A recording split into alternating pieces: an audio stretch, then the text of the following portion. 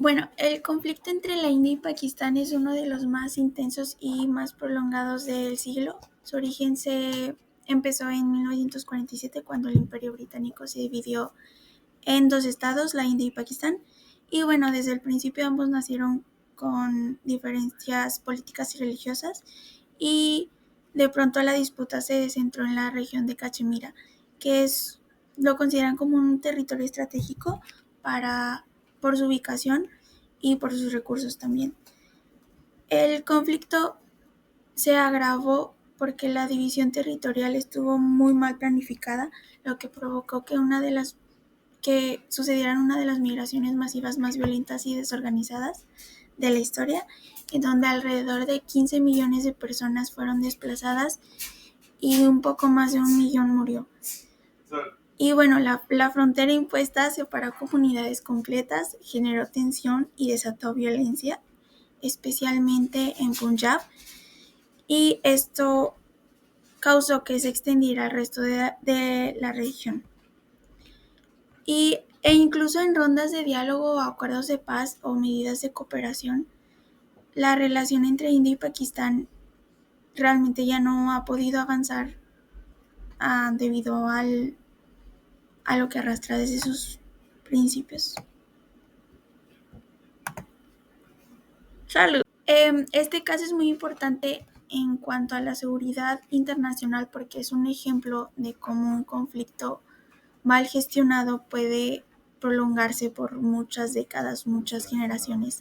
Y también esto afecta la estabilidad regional. Además, India y Pakistán, ambos países tienen armas nucleares, lo que es extremadamente peligroso que llegue a cualquier escalada. Y pues a esto se suma a que en los últimos años la India tiene inclinaciones a un nacionalismo hindú y Pakistán hacia posiciones islamitas, lo que reduce la tolerancia religiosa y aumenta la tensión entre ambos.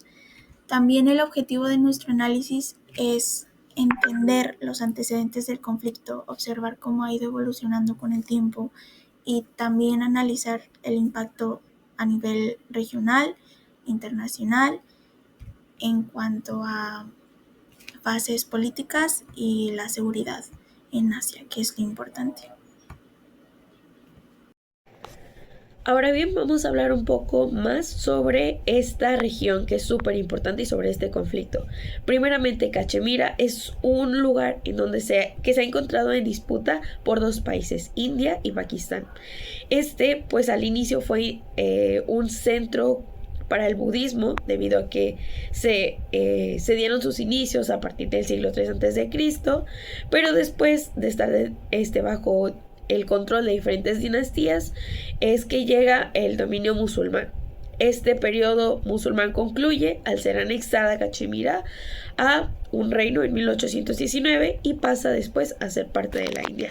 Con la llegada de los británicos a la India y los imperios de Rusia y China, pues hacen múltiples negociaciones para el establecimiento de fronteras del territorio. No obstante, gracias a que este espacio, este terreno es muy montañoso con mesetas y valles, pues, y además de que hay una falta de asentamientos humanos que permitan delimitar la zona, pues su definición de fronteras ha sido complicada a lo largo del tiempo. Entonces, una vez que India obtiene su independencia del Reino Unido, este país, como forma de facilitar una transición pacífica, pues se lleva a cabo un acuerdo para dividir a la India en dos, una parte para los hindúes y otra parte para los musulmanes. Esta partición de 1947 termina por afectar de manera significativa a la vida de un gran número de personas, justo por esta migración entre estos dos territorios. Este conflicto ha dado pie a una de las crisis más importantes, impactantes, humanitarias, más fuertes durante la segunda mitad del siglo XX. Esto debido a que grupos extremistas han buscado tomar el control del territorio y pues atacan contra los civiles, llevando a cabo hechos violentos que pues desplazan a personas de aldeas o incluso de ciudades. Entonces, ante este escenario de gran tensión, pues se llevan a cabo 3 guerras indo-pakistaníes, se establece la línea de control y es a partir de ahí en donde pues India reconoce esta línea y se le da un estatus especial al territorio de Cachemira y Jammu. No obstante, pues este espacio sigue siendo un foco de inestabilidad política y prolongada debido a que han habido múltiples ataques terroristas a lo largo de este tiempo y pues tienen una importancia súper importante a nivel internacional.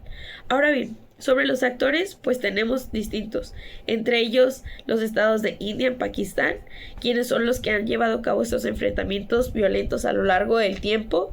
Justo, pues India es quien primeramente controla la parte de Jammu, Cachemira y Ladakh y busca tener un control total sobre estos tres territorios. Pakistán, por otro lado, también tiene un poder en alguna de estas partes, pero también es todo o es nada. Buscan todo el control del territorio.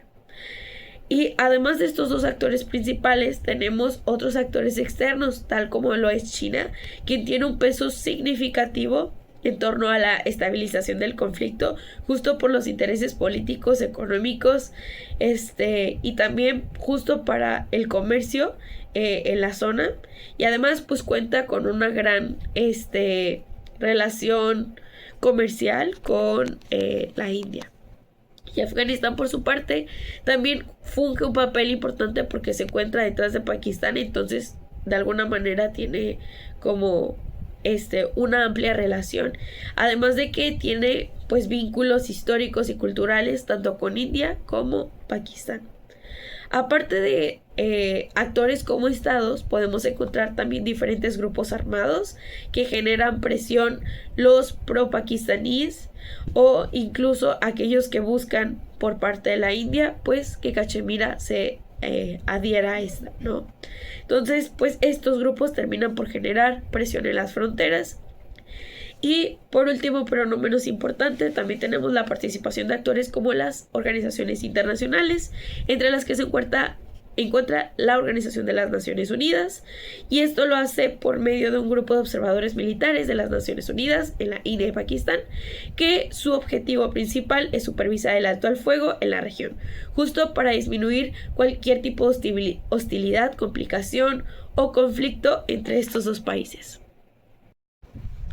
Y ahora tenemos los diferentes hechos clave que pues fungen un papel importante para el desarrollo de este conflicto. El primero es en 1947, que es cuando India obtiene su independencia del Reino Unido. A partir de 1947 a 1949 se genera la primera guerra indo-pakistaní, justo por esta lucha para el control por Cachemira. En 1965 sucede la segunda con la misma finalidad. En 1971 empieza la tercera guerra indo-pakistaní, que termina con la liberación de Bangladesh, por así decirlo, Pakistán Oriental. En 1981 1989, inicia la resistencia armada por Cachemira por grupos pakistaníes. En 1998, India y Pakistán inician pruebas nucleares y pues en la actualidad podemos ver que hay un periodo de crisis diplomáticas, ataques terroristas fronterizos y enfrentamientos militares que han puesto mucha atención en esta zona del conflicto. Bien, ahora yo voy a continuar con el siguiente subtema, que son los problemas y las causas del conflicto. El conflicto pues presenta problemas que se desarrollan después del conflicto en sí, es decir, son los desafíos y que enfrenta el país y su población. Pero antes de estos problemas existen lo que son las causas para que se desarrollara el conflicto inicial.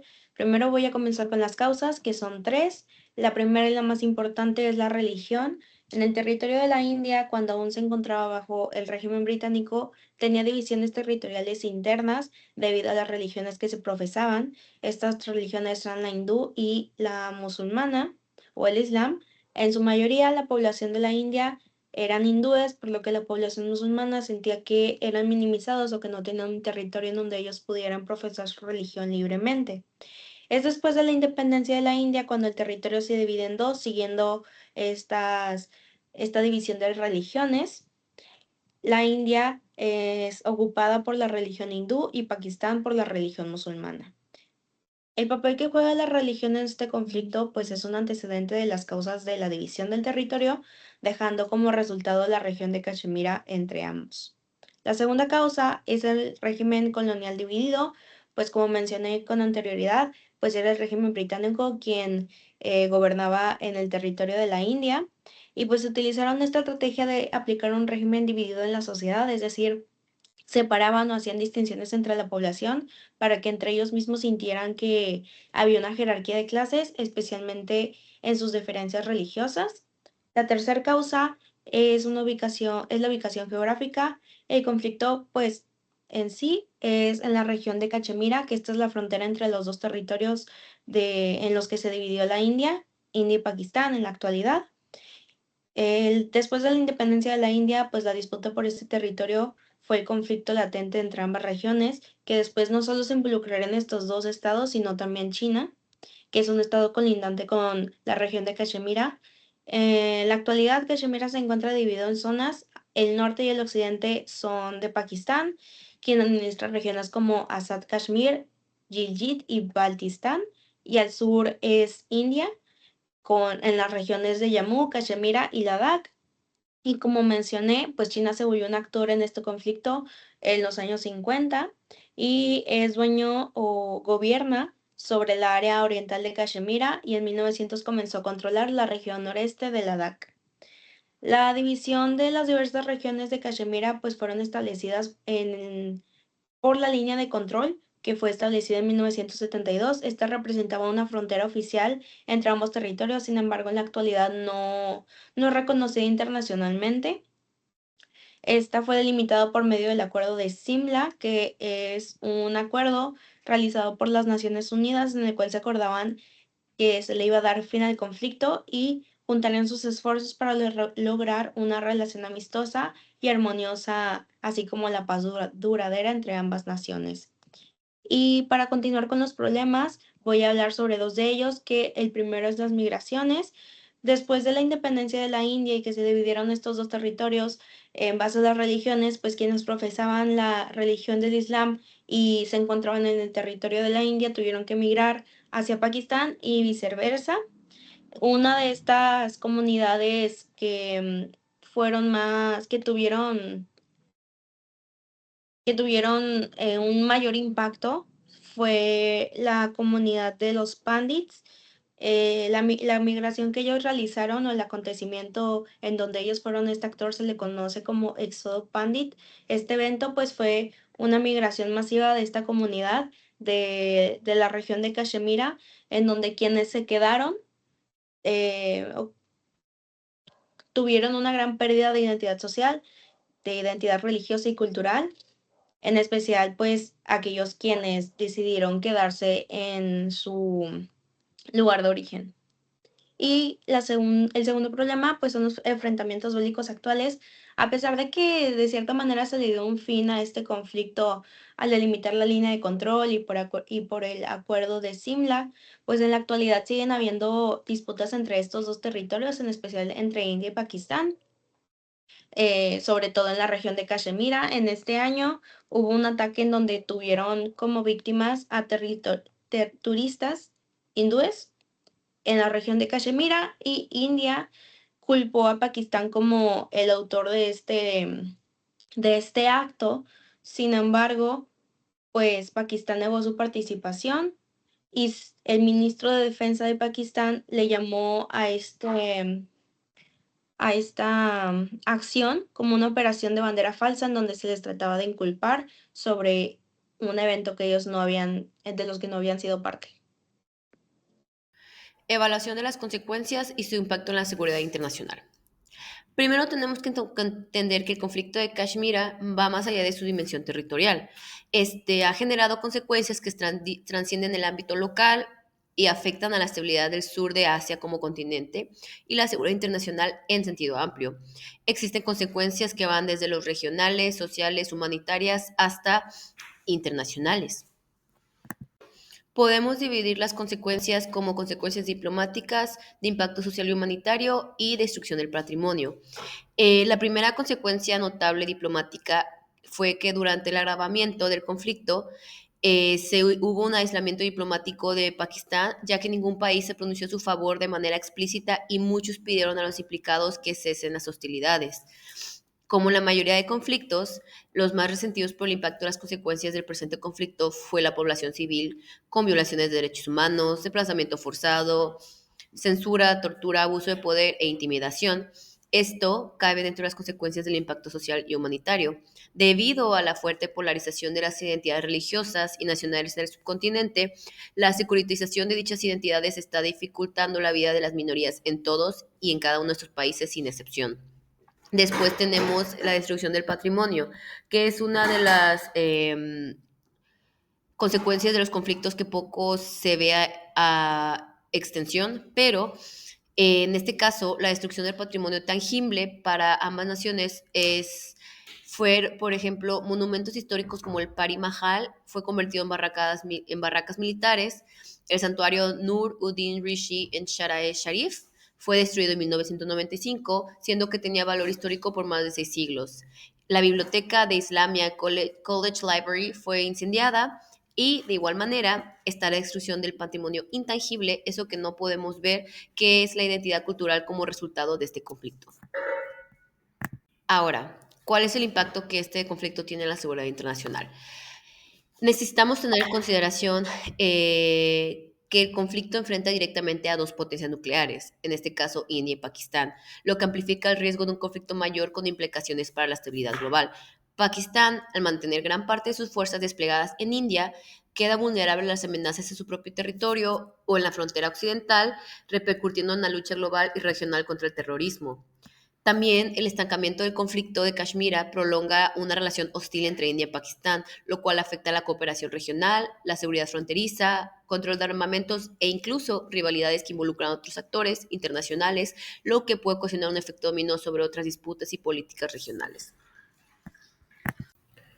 Las medidas de este conflicto fueron vastas. Las medidas y respuestas adoptadas en este conflicto fueron vastas. Como se puede ver, las medidas especialmente de la ONU, mayormente de la ONU, se dieron a través de los años y se dieron en una vasta cantidad.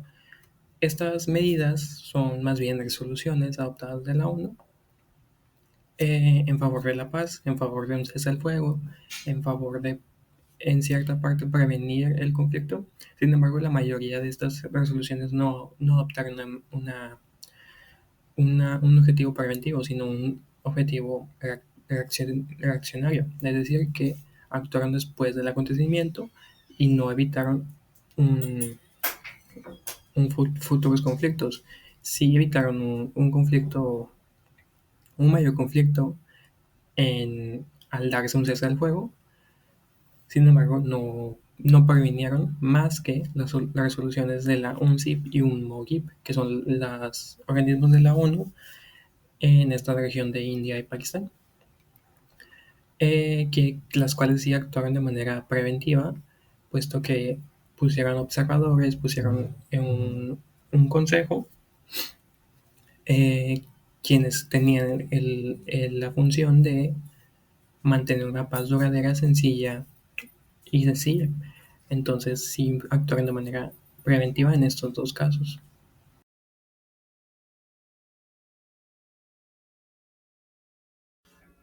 Ahora se van a pasar a las propuestas de solución para este conflicto internacional, el cual lleva bastantes años dentro del sistema internacional.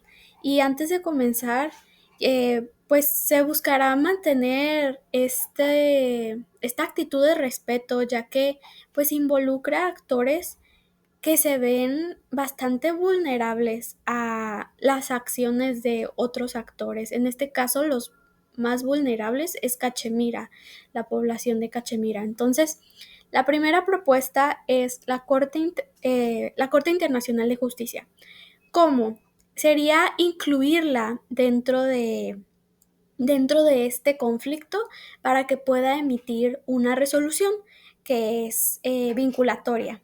La Corte Internacional de Justicia se encarga en dos asuntos principalmente. El primero es de problemas entre estados, que es en el que aplica el caso de India y Pakistán con Cachemira, Y el segundo es que emite opinión o algún veredicto en torno a decisiones legales o resoluciones que ha emitido la ONU y las diversas agencias de la ONU, ya que la Corte es parte de la ONU.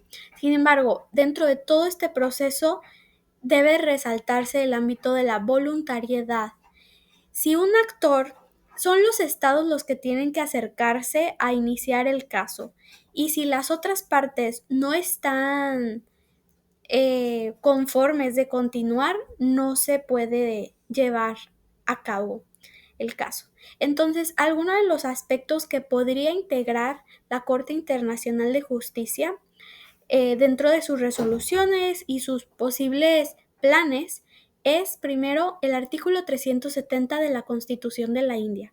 En el 2019, este artículo fue derogado y lo que establecía este artículo era, básicamente le daba autonomía a Cachemira y al territorio de Jammu de tener símbolos patrios propios, su propia constitución, es decir, le daba cierta autonomía política y social.